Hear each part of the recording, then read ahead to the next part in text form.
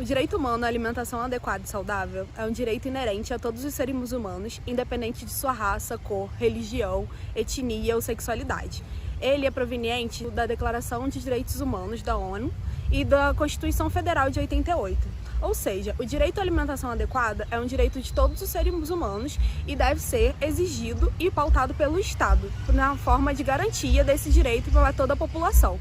Quando a gente pensa no direito humano à alimentação adequada, o DHAA, ele tem duas dimensões indivisíveis, que é o direito a estar livre da malnutrição e da fome e o direito a alimentar-se de forma adequada.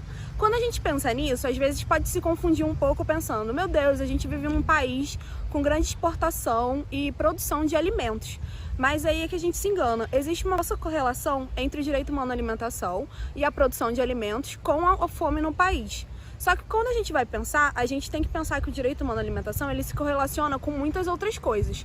A gente tem que pensar em como as pessoas vão ter acesso a esse alimento, como ele vai ser adequado para chegar nessa mesa, não pensando só na questão nutricional do alimento, mas pensando também na questão do acesso, de como esse acesso pode ser garantido e como a gente pode exigir que esse acesso se garanta para essas pessoas e essas populações.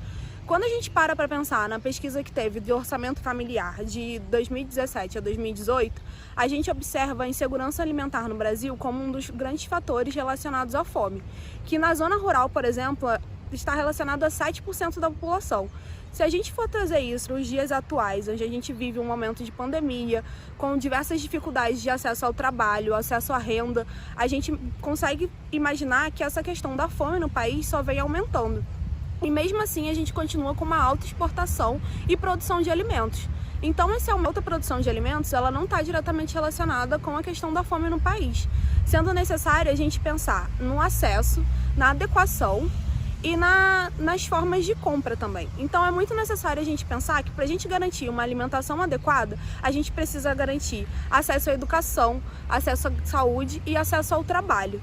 Então, a gente hoje em dia tem muito um governo pensando e pautando a questão do mercado, onde a indústria acaba sendo dominante nesse processo. Então, a gente vê que apesar de uma alta produção, a gente tem o preço do arroz e do feijão muito caro.